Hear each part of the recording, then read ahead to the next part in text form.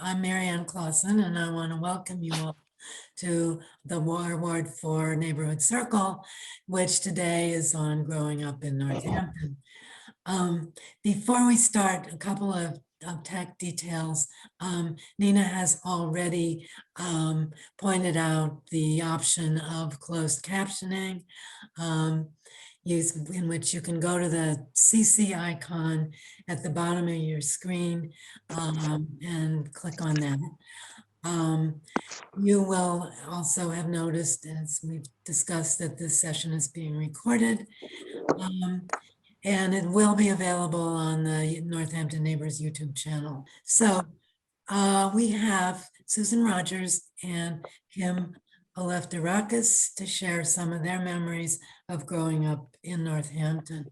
Susan arrived here as a toddler in 1952, and she grew up on Harrison Street. She went through the Northampton Public Schools, graduating in 1968.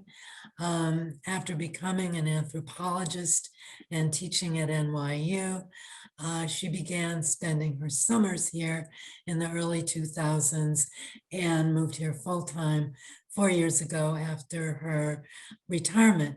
And if she lives on Monroe Street, and if you walk down Monroe Street, now that the weather's nice, you may see her sitting on her porch.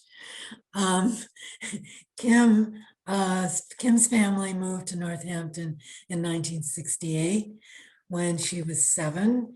So Kim graduated from Northampton High School.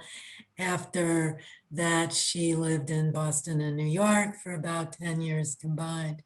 She returned here in 1993, and she lives with her mother in her childhood home on Columbus Avenue, which her family has owned for 53 years.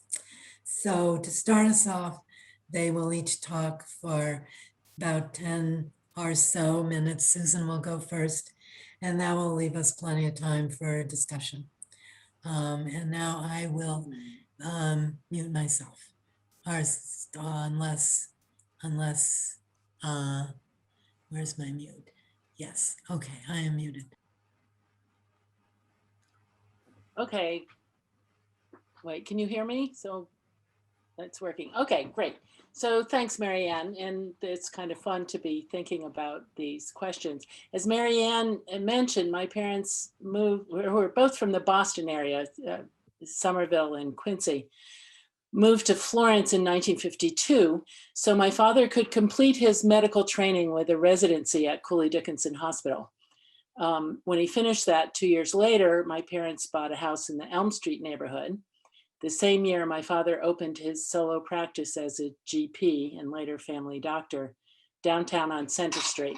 And he continued that practice in office, kept it up until his death in the early 90s. So I went to Northampton Public Schools for K through 12, beginning at Vernon Street School and graduating from Northampton High School in 1968. That summer, I worked at Ann August clothing store downtown, but I was convinced that I could find more interesting places to be. And I very much wanted to make myself a more autonomous identity than Dr. Rogers' daughter. So once I left for college, I never lived here again until the 2000s. My youngest sister graduated from NHS in 1983, and both my parents remained here until the end of their lives. So I have some sense of what happened here in the 70s, 80s, and 90s. But my own experience of living in Northampton covers the 1950s and 60s, and then skips to the aughts. In between, as Marianne mentioned, I became a social anthropologist, lived various places in the US and France, and ultimately taught anthropology and French studies at NYU. I bought the house on Monroe Street in 2002 and initially used it as a vacation summer home. Moved here full-time a few years ago when I retired. So having spent an adult lifetime as other than Dr. Rogers' daughter, I really love running into people who knew either of my parents in the day and appreciate living in a place where that can happen. So what I would like to do with most of my time is to do a little sketch of Northampton as it was, or certain elements of it anyway, as it was in the 1950s and 60s, that I think might be a useful jumping off place for our discussion. So among the things that I think in retrospect, at least, define the place during those years, even though they were sort of taken for granted background for me. First of all, I think it's useful to keep in mind that in 1950, Northampton's population reached its largest size to date. It had grown up until then through the 20th century. It got to 29,000. And it's stayed at around that level ever since. Since 1950, Northampton has been 28 to 30,000 people. It's a town that's had a very stable population for the past 75 years or so, though its composition has changed a lot over that time. Second point I want to underline is that in the 1950s and 60s, there were still quite a few factories here. In 1961, the largest employer in Hampshire County was ProBrush in Florence, with 1,600 employees. And there were lots of other smaller factories here, especially in Leeds, Florence, and Bay State, where the cutlery, for example, was a really important factory with many hundreds of workers. There were a few factories in Northampton, for example, the small felt factory on West Street, where the Smith College physical plant is today. My brother worked there one summer in the 60s. Cole Morgan was somewhere in Northampton. Most of the brick buildings in the area where we now go for doctor's appointments or to buy pottery or to visit people's condos were still factories at that time, each employing dozens or hundreds of workers. So there was a sizable industrial working class here in Northampton, even though this town wasn't as dominated by industry as East Hampton, for example, or Holyoke. And that's because there were also a number of important institutions here that employed a lot of service workers, as well as a sizable professional middle class. Most notably probably was the Northampton State Psychiatric Hospital, which reached its peak in terms of the number of patients in the mid-1950s with 2,500 patients and about 500 or 550 employees. Smith College, Cooley Dickinson Hospital, the Leeds VA Hospital, and Northampton's status as a county seat also provided a lot of jobs for service workers as well as professionals. So 60 or 70 years ago, Northampton's population included quite a large working class, including both industrial and service workers. Those workers included a lot of people whose parents had immigrated here from Ireland, French Canada, and Poland, or Poland in the early 20th century. There was actually a significant migration from Ireland beginning about a generation earlier. But in the early decades of the 20th century, there were about equal numbers of immigrants coming in large number from those three places. And that accounts for a good part of Northampton's population growth in the early 20th century. Irish and French Canadians were drawn mainly to factory work in the area and Polish more to farm labor. I read somewhere that by 1940, 4/5 of the farms in Northampton, and there were quite a few then, were owned by people of Polish descent. That would include, for example, the Zukowskis, who lived in that big yellow house on the corner of South and Columbus, and had a farm where they raised asparagus, tobacco, and I'm not sure what else. My old friend Susan Cohen, who grew up at 17 Columbus, remembers helping sort asparagus with our classmate Phyllis Zukowski in the summers. So our classmates included many grandchildren of people who immigrated here as young adults from Ireland, French Canada, or Poland, maybe some great-grandchildren in the case of Ireland. Those distinctions meant absolutely nothing to me at the time. And as I recall, drew no particular attention at school or anywhere else I was spending any time. But a quick look at the picture of us, of my Vernon Street School 4th grade class, which I have right here. There were 37 of us. I remember everyone's name. Most of us had been together since kindergarten. I counted 5 Irish names, 5 French, and 2 Polish. That accounts for about 1/3 of the class. That made me curious about my high school graduating class. Looking through my yearbook at the 320 of us, I could identify at least 50 obvious Polish names and nearly as many French. It's harder to identify for sure how many names were Irish, but I guess there were at least as many.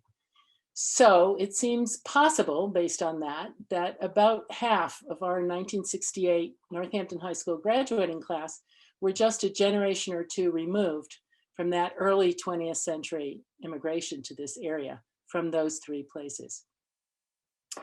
So another point I'd like to underline here is that there seems to have been a very clear pattern of another kind of geographic mobility here that's illustrated by my family and many of my classmates. I think it predates us and certainly has continued forward, maybe into the present. And undoubtedly, there are lots of individual exceptions. But generally, for some time, it seems that there's been a professional middle class that's moved to Northampton as young adults, raised their children here. Those children have tended to go off and make their adult lives somewhere else, replaced by another influx of young professionals moving in here. That every generation turnover has contrasted with a broader segment of Northampton's population, including many of its working and lower middle classes, that's put down deeper roots and have been more inclined to stay here over generations. And the tensions between those two segments of Northampton's population most likely have helped to define life here for quite some time. So, like many places in the US, Northampton experienced deindustrialization, and this is the part of Northampton's history that happened after I had left here. But I think it's important to at least make note that most of the factories here closed over the 1970s and especially the 1980s. Northampton Cutlery closed in 1987. Pro Brush soldiered on for a while, but really as a shadow of its former self.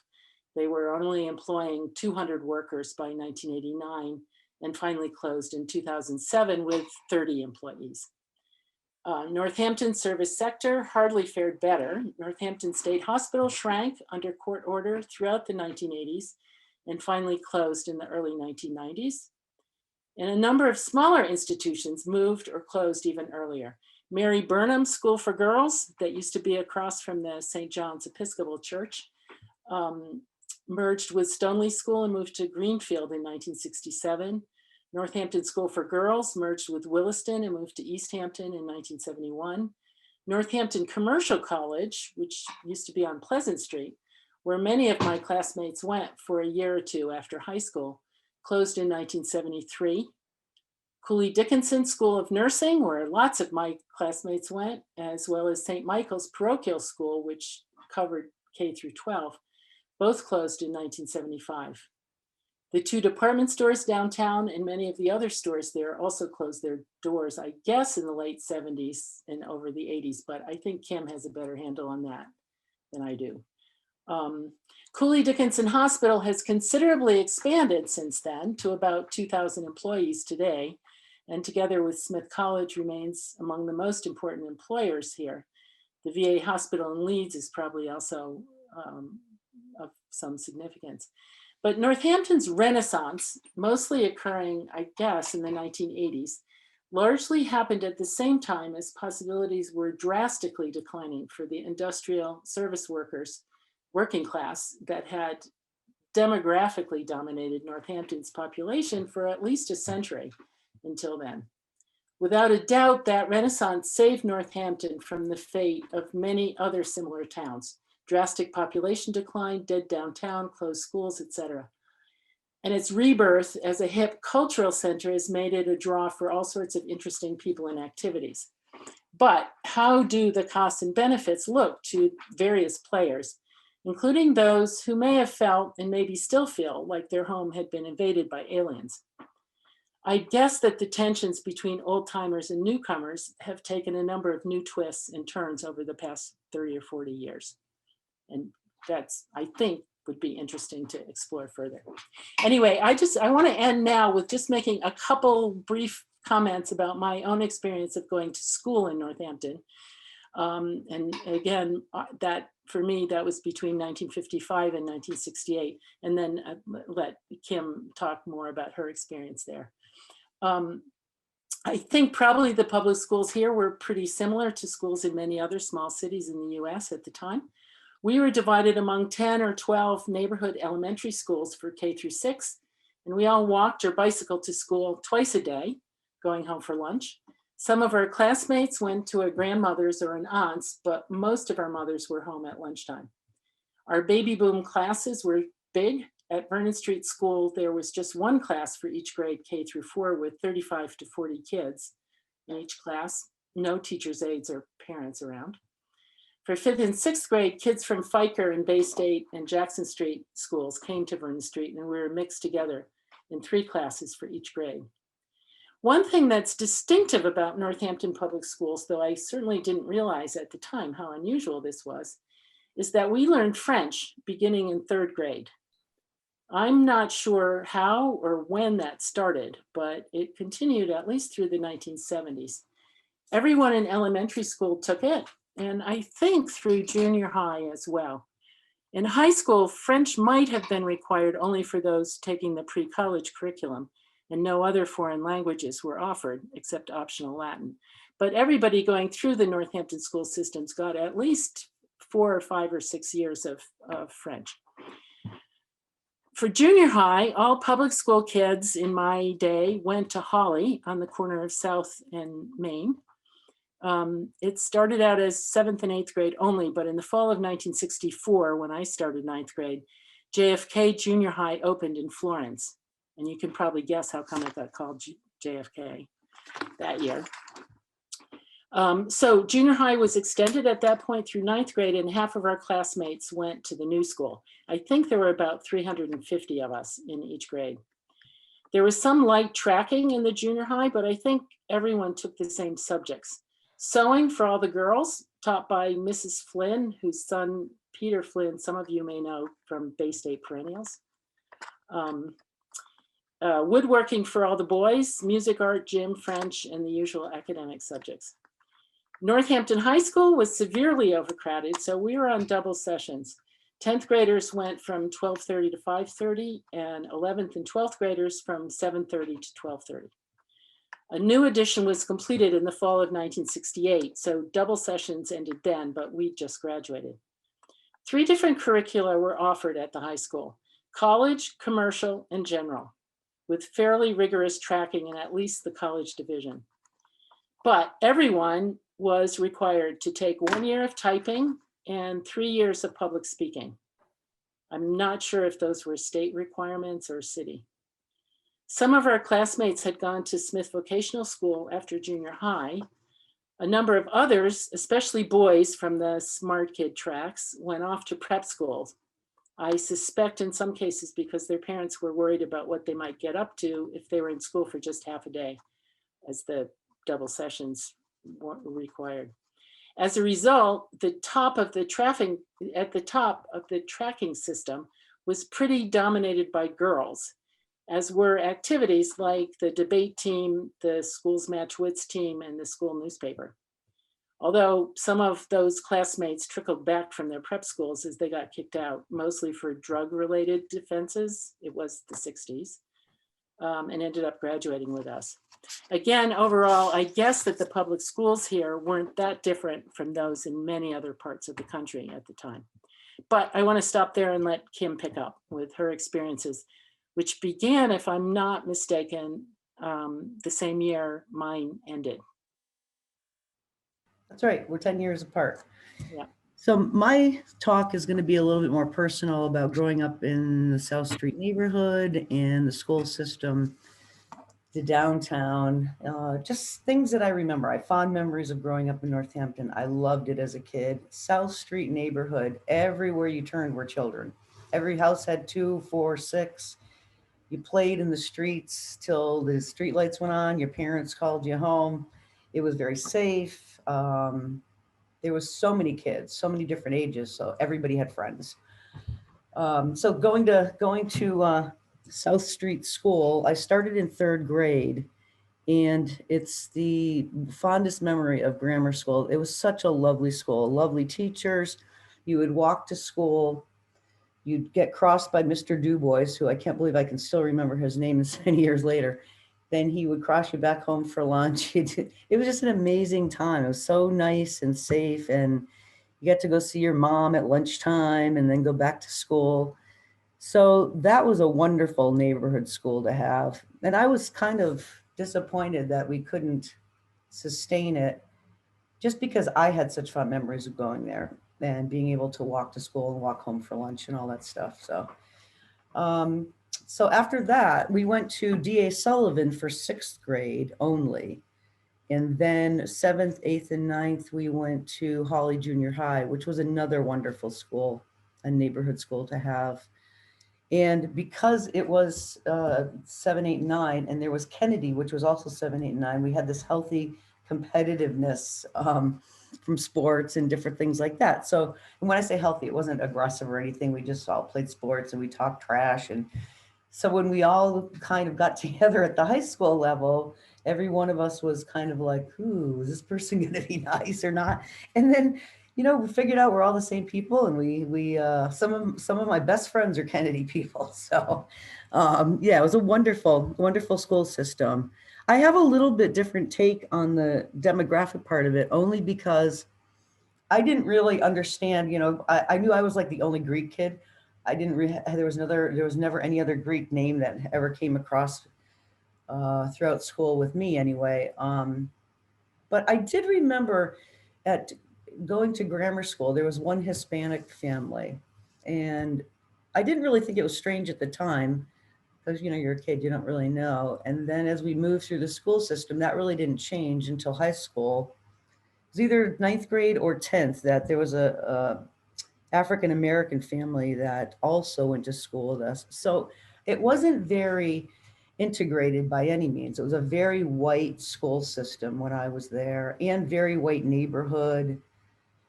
So much so that when I went to college, not to jump too far ahead, but I actually I saw more people of different, brown people, black people. So it was really eye-opening, and it was a little bit strange because it never dawned on me that Northampton was such a white community till I went to school. And then especially living in New York City for a while and then Boston, it definitely, it definitely made some type of, I don't know, can't really explain it, but I just remember coming back from major cities going, wow, we are a pretty lily white town, which wasn't a bad thing. I guess it wasn't. I enjoyed growing up here. So I'm going to go back a little bit too. And maybe some of you who've been here for some time will remember Mrs. Horseman's. It's a little convenient. I guess you'd call it a convenience store now, but back in the day, she was just a little store. She sold cigarettes and bread and penny candy. She had a little lunch counter.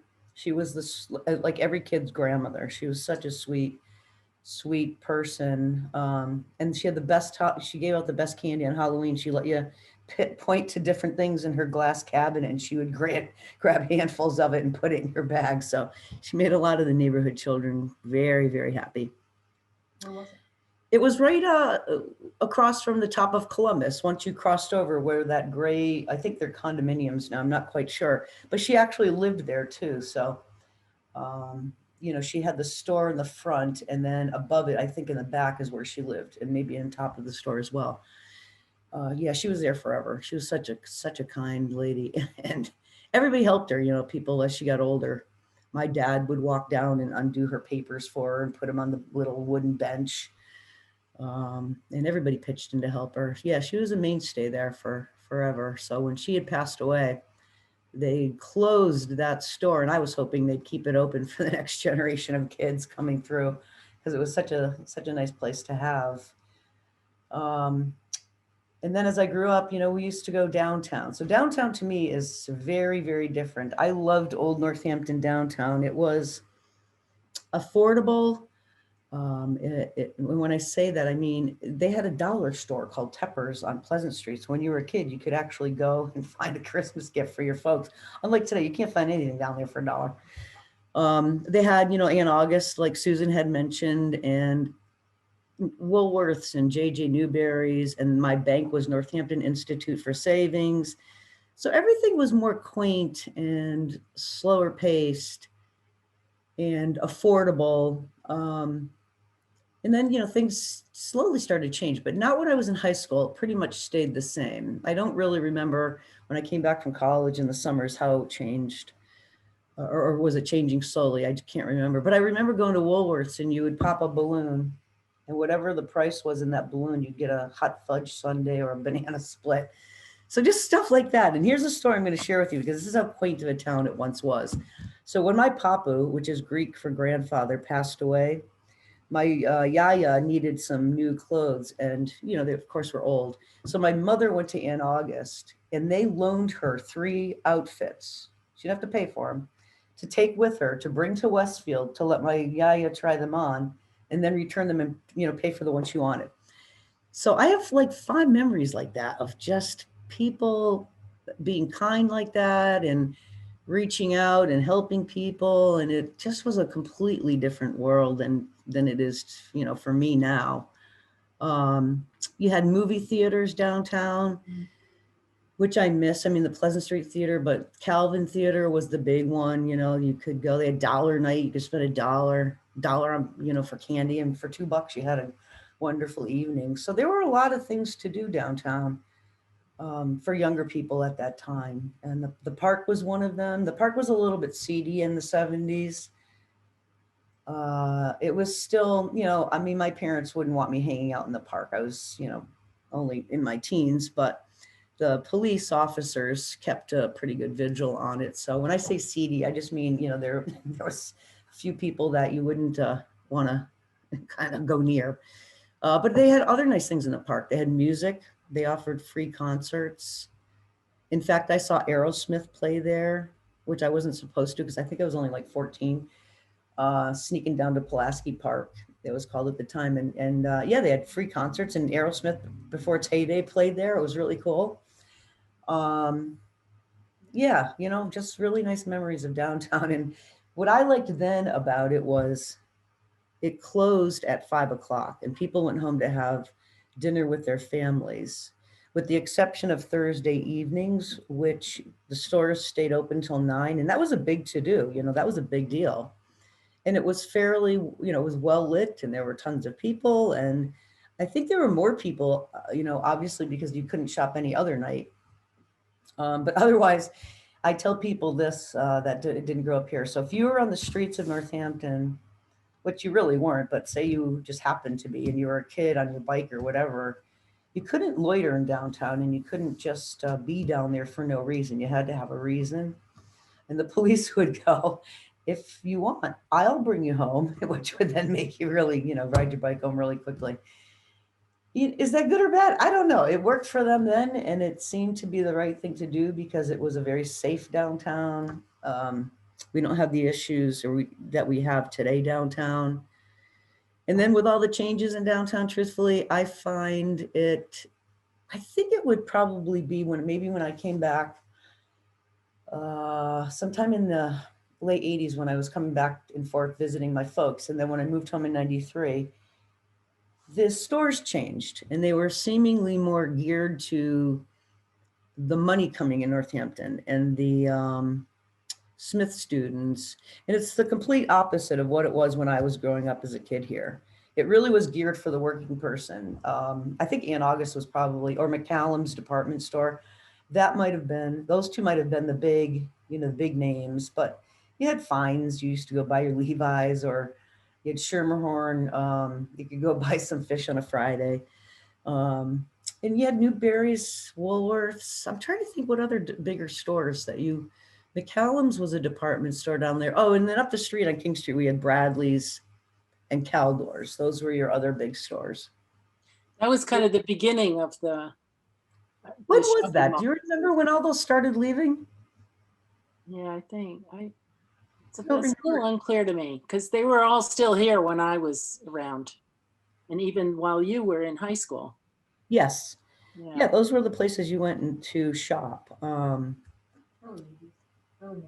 Yeah, I just don't remember when they started leaving. But anyway, when I returned in 93, it was a completely different place. And truthfully, living on Columbus Avenue, we would not be able to afford to live there if we hadn't been grandfathered in for 53 years. So my father was a friendly ice cream manager, and I don't know what his income was, but he worked really hard to keep us, or to get us into that neighborhood and to keep us in that beautiful neighborhood.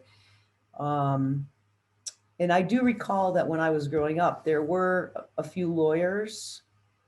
One was Welch, who then turned into, or was a judge. There was a couple of doctors, Dr. Berkman. I don't remember. Oh, the Smith Glass owner lived there. So there were quite a few, probably upper middle class or upper class people. And then there was some working, blue collar, I guess. But we all played nice together. And I guess what I miss about that time is I don't think we don't play nice now together. It's just in a different way. It's just completely different. I feel a division now of income where I never felt that before. So it kind of rubs me the wrong way a little bit here, having grown up in a different time here and having doctors and judges and lawyers and stuff as neighbors. You just didn't know that. All the kids played together, and you just didn't know people, what people did or whatnot. And you did know nationalities, like Susan had touched on, and I found that really an interesting part because I never looked at it like that. But all my friends, I'm thinking most of them were Polish, Irish. I think there was some Italian. There's definitely some Italians mixed in there too, but there was a lot of Polish and Irish in this neighborhood at the time. A lot of them. But again, being the only Greek person and people making fun of my last name, I didn't like at the time because I'm like, oh my God, what is up with my name? Yeah, it was, we were just all kids, just all people. And We all had to learn how to pronounce the Polish names. in my name. Yeah. In fact, my third grade teacher, I don't know if you guys remember ever having to do this, but they would put a big word up and you'd sit there and make all these words off that word. She used my name once and I was a little taken aback, but then I thought, oh, how cool is this? Mhm. My name's up there for kids to make words out of. So yeah, it was a beautiful, beautiful community to grow up in. I couldn't be happier with having lived here since I was 7. We moved here when I was 7, but I was turning 8 in December. So 53 years later, I love telling my friends who probably are sick of hearing me talk about good old Northampton.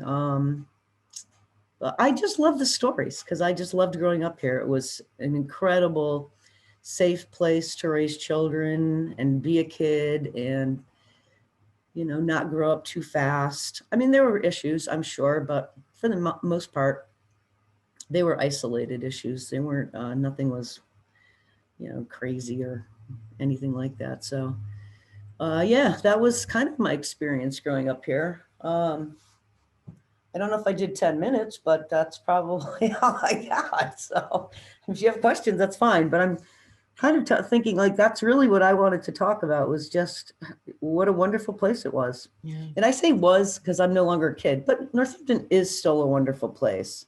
It's just a different kind of wonderful place for me. Right. I get frustrated from time to time. And I think we spoke about this when we all met initially.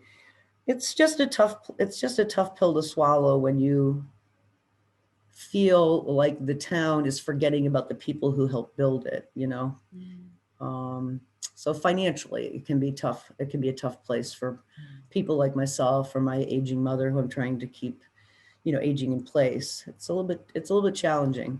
So there's a source of frustration because of that. Well, thank you so much, both of you. And I think people are going to definitely have some questions and comments. So if anyone, if you have a question or comment. Can I ask Kim? Yeah. About the things that we did for fun? I wonder if there was still ice skating in your day. Oh, Paradise Pond was the place to go. Paradise Pond. And did Yeah. they, yeah, that was fabulous. And then another place I went when I was a kid was on Fruit Street. I think it was before, I think it must have been where those brick buildings are, the housing there. For Sander. For Sander it's called. Mhm. And I don't but remember that. those weren't there then. And so I guess it was owned by the city. Did that exist in your day or was that gone by then? I don't remember skating down there, so I kind of, It must have been, you would have if it existed, I'm sure, from this neighborhood. yeah, I don't remember that at all. So they maybe had built those buildings Yeah, sometime. they must have, Right. yeah. Yeah. Paradise Pond was, So Susan, let me ask you, because neither one of us mentioned this, but this was a fabulous thing to grow up with, is Look Park. mhm. You know, Look Park was, you could spend the whole day at Look Park for 25 cents. You could go to the pool and spend the whole day there. And they sold little snacks, or your parents would pack you a lunch. Yeah. And I think it went to 50 cents at one point, which we were like outraged by, of course. But hey, you could spend the whole day there. Right. You didn't have to pay to get in. At the Look Park pool in The particular, Look Park pool, correct. that was major. It really was a wonderful little place for kids to go, and there was tons of kids, and it seemed safe enough. They had lifeguards, but the whole park itself offered a nice area for families to go to. And if I remember right, back in the 70s, it was $1 a carload. So of course, you know, you would put as many people as humanly possible in a car and pay your $1. Everyone pitched in like 5 cents. But you could get in there and then you could just, you know, play softball, or you can have barbecues or whatever. That was nice. Mhm. It's a nice park to go to. I'm wondering if you spent any time in the meadows. No. Yes. Oh, I'm sorry. Go ahead. No, my memory, and I had lots of friends in the South Street neighborhood. I didn't grow up here, but I spent a lot of time here. But the meadows for me were just this really scary place where you would never go. And I've talked to some of my friends more recently about that, and they remember the same thing. None of us can remember anything specific, but somehow we were made to understand that we just weren't supposed to go there. But So, maybe Kim, that changed. Pardon? There were no mosquitoes, that's for sure, because they sprayed all that DNT in those days. But Used to go through your neighborhood on Thursday nights. This Yeah. truck would go through. But I have a different take on the meadows. We played Okay. down there. It was all farms. Mhm. So there was always farmers down there, farm equipment. We used to ride our bikes. wow. It was a fun place to play. It was safe. Didn't have trash all over it and nip bottles like it does today. Every 10 feet there's a nip bottle. But yeah, I have good memories of the meadows. We weren't told not to go there. In fact, it used to be fun to go down Lyman Road Hill, and you'd go on your bike and you'd go the loop, and then you'd come up Fort Street. So that was a very active place for kids. And you stayed off people's farmlands, you know, for the most part. There was always a kid or two who wouldn't. In fact, that's where we used to get our Indian corn. Do you remember that term? The corn that's colorful and hard. So on Cabbage Night, I don't know if you've heard of Cabbage Night, but it's the night before Halloween. So we would get our Indian corn there, and that's what you would throw at a house, and it would sound like gunfire. But like, that's the worst thing we did as kids, or up a window. It was called Cabbage Night. So the meadows were fine. And I lived here, so I actually grew up hanging out down there, just like hanging out in Smith, where now it's all, you know, all those beautiful trees are gone, and it used to be a beautiful wooded area.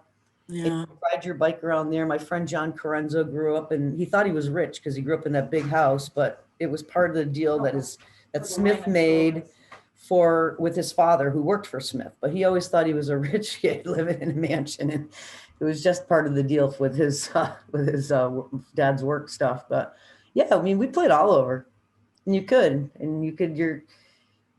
send your kids out and really with minimal worry. there was a real connection with Smith. So, I mean, we lived right by there, but even friends who live farther away, like it sounds like you go to skate at Paradise Pond, Yeah. or play around on the campus. Or did they still have float night in your day? No, I've never heard of that. And truthfully, I never connected Paradise with Smith. Mhm. I just knew it as Paradise Pond, and then there's Smith College. Right. You know, when you're, I don't know, 10, 12, whatever, I didn't really think of it that it was anything to do with them. It was just a pond that was in Northampton that allowed us to skate. But that float night, I've never heard of that. Yeah, that was a big thing at Smith. I think it was a competition among the houses in the spring. They would decorate their boats, Huh. and they had stories that went with the boats, and it was open to the community. Everybody would go sit on that hill looking at Paradise Pond. It was like a major event that Geez, we I don't look remember forward to, that. but I don't know how long it lasted. My sister had no recollection of it. I think it must have ended. Well, the other take for me on that is when I was growing up here, we were very separate than Smith College. We're not anymore, meaning the town has geared itself more towards the Smith students. But when I was growing up, it was Smith College and Northampton. The two didn't really commingle too much. And I never went to any functions there. Well, not that I would have, I was young, but no, it was a completely like its own entity, but it happened to be in Northampton. Right. Yeah, and again, we live right by the campus, so that might account for a little bit of difference. Yeah. My sense is that there was more connection to the community then than there is now. So for example, all of the international students at Smith were assigned a family in Northampton, with the idea that if they were ever in the hospital or they couldn't go home for vacations or whatever, they would have some place to go. So Northampton families could sign up. I mean, that's my family. My mother was always trying to get us exposed to people of different kinds. And so Yeah. we always sponsored a foreign student, an international student. I kind of remember hearing about family sponsoring Smith students, but I don't know. Maybe it's because your family was very academic and mine was not. They weren't academic, but they did live by the campus. Well, your father is a doctor, so I'll rephrase it. You know, your mom wasn't she a professional nurse? And you know what I mean? I think you guys just had a different upbringing than I did. So I never connected to Smith at all. Right. Yeah, no, I think it was only part of the Northampton population, but my sense is that there were various kinds of connections that were made with at least part of the population that was in. Yeah, that's a fair statement. Yeah. Right. Yes. So Judy Lewis has a question. Can we? I want to, in that world of the 50s and the 60s that you described, which was very much very familiar to me, having grown up in a college town in Illinois. Was there a soda shop that people went to, like a fountain where everybody would go and have root beer floats or anything like that? Was there a drive-in? Was there a place that dances were held for the high school kids? There were certainly soda fountains, multiple soda fountains. Newberry's had one, Woolworth's had one, a couple of the drugstores downtown. State Street had one, right? State Street had one. So they haven't survived. None of the soda fountains have survived. Well, none of those places except for State Street, which we knew as Charlie's, but none of the places where they were survived. There were, when I was in high school, the St. Michael's, the parochial school, had sock hops, I think every week. That was the place to go for dancing that I can remember, other than the school dances. And I think there was a Polish club somewhere, but that was for grown-ups. That didn't concern me. I don't know. Kim, do you have? I remember when you said Charlie's, I hadn't heard that in so many years. It made me smile. It was great. Well, the high school had their own dances and they had them in the gym. So we never had them anywhere else. But we did have, Brandwin Pharmacy. That was they had and Wally's had a little soda fountain in there too, if I remember right. So we had a bunch of places. Yeah, it's a shame they're all gone. And Woolworths, I think I mentioned that. That was my place because you could go with a quarter and pop a balloon and eat like a queen or king. What about a drive-in in the area? Is that part of the culture? Yeah, but it was in Where was it? It was in Hadley or something? Southampton had one, Southampton? Red Rock Drive-In. Mm. But it wasn't, I remember going there with my family, my parents, and, you know, we were always asleep probably by the time the movie even started. So I don't really remember doing it in high school or anything, but I may have, or it could have died out by then. And Kim, I wanted to know, do you consider yourself, do you identify as Hamp? You betcha. Yeah, so could you talk some more about Hampton NoHo, Kim? So when I was growing up here, you know, we referred to as Hamp. It was Hamp High. You know, people would be like, "Hey, let's go over to Hamp. We're going to go to Hamp." You know, that's how I knew it. It didn't mean anything more to me than it was just I was proud to be from Northampton, and we were Hamp people. When it started to change for me, was probably about 30 years or so back, because I've been home for 27 years. It's this term NoHo kind of cropped up, and you know, I'm like, I'll never call it NoHo, whatever. And it wasn't a big deal until I realized for me it was about money. It became very clear to me that Hamp people were working class kind of people and helped build this community for generations, some of them.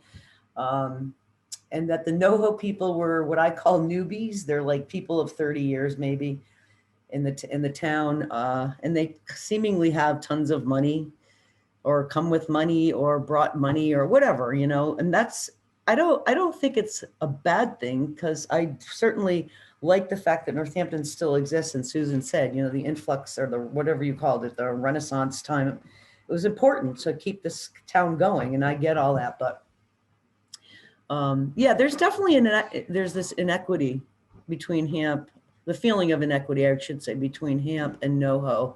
And most of my friends would say the same thing. Raise hand. It's just different. Hey, Kim. Billy Mack. Hey, how you doing? I want to say something about NoHo. All right. I consider what that stands for is not original Hamp occupants. I'm writing that down, Bill. I like that. And I wish I would have known if I had planned for this, Mark, because well, of course, I'm from Ward 3, but I have so many stories to tell about Market Street and, because I've never moved more than a mile my entire life. I never even changed mailmen until he retired. Wow. Yeah, Market Street's a good topic, because it was rough absolutely. back then. Oh, you know, if you weren't from there, you couldn't walk down that street. No, my mother wouldn't let me go to Joe's Cafe because, you know, when you were talking about that, people were talking about not going down to the Meadows. Yeah. My mother says, you just stay out of Joe's Cafe. And now I grew up on Damon Road. And she just was just like this. Oh, if I kept you there. Yeah. And Yeah, Bill grew up in that neighborhood. That was the other side of the tracks, is what it was referred to. Exactly. Absolutely. Yeah. We all survived it, but it was all different then. All the kids had fishing poles, went down to the river. Yeah. Now they're just all on their little phones. You don't see kids. I think it's starting to come back to that. The neighborhood that I live in now, the kids are out on bikes and stuff, and I think hopefully. It really does. I think the pandemic has brought some of this old neighborhoody kind of feeling back as well. That might be part of it. I don't know, but we do live in an older part of Hamp, Crosby Street, and it is. Well, you know, you used to work for Boujou. You know where we live. Work for Boujou. She's a dear friend of mine, but yes, I did know. work for her. Yeah. Yeah. We're ready. She's a dear friend of ours also, but I know where you guys live. Yeah. And where the Coke plant is now, we bought our house in 79. I grew up on Damon Road, and I lived there before 91. I have photos before 91 came. That would be cool. Yes. I knew and your I sister have- Debbie. Yes. Yep. I went to high school with Debbie. She was a year older. What a wonderful woman, young woman she was. Yep. Yep. And it was all farm fields on Damon Road, farm fields, potato fields, asparagus, cucumbers. And when we moved into this house on Crosby Street before the Coke plant came, Bill and I could go out in the backyard, cross the railroad tracks, and the train would still go by and go over the where the bike trail is now. And we would go and pick a bunch of asparagus for ourselves on the old fields that weren't being used anymore. Mm. And we could pick blueberries, 5 blueberries, Raspberries. blackberries, Yeah, blackberries, yeah. Whatever color they were. They were And- berries. They were good. and raspberries, and all of that, that's gone. But it comes and goes. We had the airport still there, still flying, but they would have, the balloons would take off and land in where the Coke plant is now, in the old industrial park. We have many, many stories. I was born and raised, Bill was born and raised, I was born and raised on Damon Road. He was born and raised right next to the old jail, which are now condominiums. Mm. And so we have many, many stories, but that's for another time. It's 6 o'clock. Right, yeah. I just Alice- wanted to thank you all so much. And when I saw you, Kim, I had to say, I got to say something. Okay, gotta unmute, Alice, unmute. Right. I don't know how to do that. You just did. I unmuted her. Okay, So when people talked about dancing, what about the Brants or the Moonies? Didn't the Brants teach dancing down at the hotel? And the Moonies taught dance over at Clark School, I think. I took ballroom dancing with the Tolmans. Oh, okay, don't know That's that. who, in junior My high, parents taught me how to dance. you didn't go to dancing school. Mm, I mm. don't remember the Brants or the other dancing school. Mooney sounds familiar, but it was Tolman's in my day. He was didn't the blind. Brants live on Columbus Ave? Yes, Correct, correct. And they taught down at the hotel. And the Moonies, he was blind, and they taught over at Clark School, I think. wow. That's interesting. I didn't know that. And I didn't know Mrs. Brant was a dance teacher. Together they were. Oh, okay. Oh, Good to know. right. No, our dance class was Tolman's on Center Street, Ah, but that would, yeah. I think it was So- maybe in 7th grade or something like that. So one more person, Naomi, you had your hand up for a while. I just, as people have been talking about how safe it felt for kids, I just wanted to say that wasn't Northampton. That was the era. I grew up in the 40s in the Bronx. You could do anything, you could go any place, and you did. My kids grew up in the 60s in the suburbs of New York. Likewise, it was an era I hope is coming back. I hope I so was going to too. make the same comment. I grew up in upstate New York, and it was extraordinarily similar listening to it. The easy proximity and flow of community and people and acceptance was more generalized then. So I have to say, my daughter grew up here in the 80s and early 90s. We came here in 1978, and she was a year and a half old. And we always felt that Northampton was a very safe place in the 80s. And she and her friends, she would go hang out downtown in the evening, and you didn't have to be off the streets at 5 o'clock or whatever then. There were a lot of people downtown, but we never worried about that. So sometimes I think people sort of look back on the golden days of the whatever generation. I don't know. I think it has more to do with what's in the adult's head than it did with any reality. Yeah. So, The parents who worry about their kids' safety, and parents who nobody worried back then. right, right. Okay, well, so it is 6 o'clock. And are we ready to end this or? Yes? There any more questions? Yeah. Dorothy, did you have a question?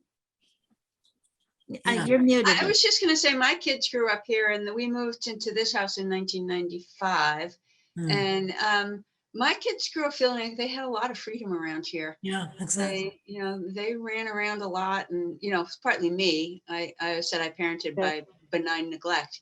And, and but they felt, I think compared to, especially when they went off to college and, kind of compared their experiences with other kids, they had a lot of unfettered time. And there were, it was a little baby boomlet. So there were a lot of kids in the neighborhood then. I feel like we're coming back on, like there was kind of a lull and now I'm seeing another crew coming in. And maybe it wasn't quite like what you were describing, Kim, but I don't think it was, certainly in their perception, they didn't feel that they grew up in a restricted environment. And I would say compared with kids who were growing up in the suburbs places, there are a lot of places kids could go on foot or on a bike here. Yeah. They could walk downtown. They didn't have to have their parents drive them places. Yeah. Hey, one last thing I just wanted to say was, growing up in this neighborhood, the recreation department offered a variety of things, summer things for kids, Right.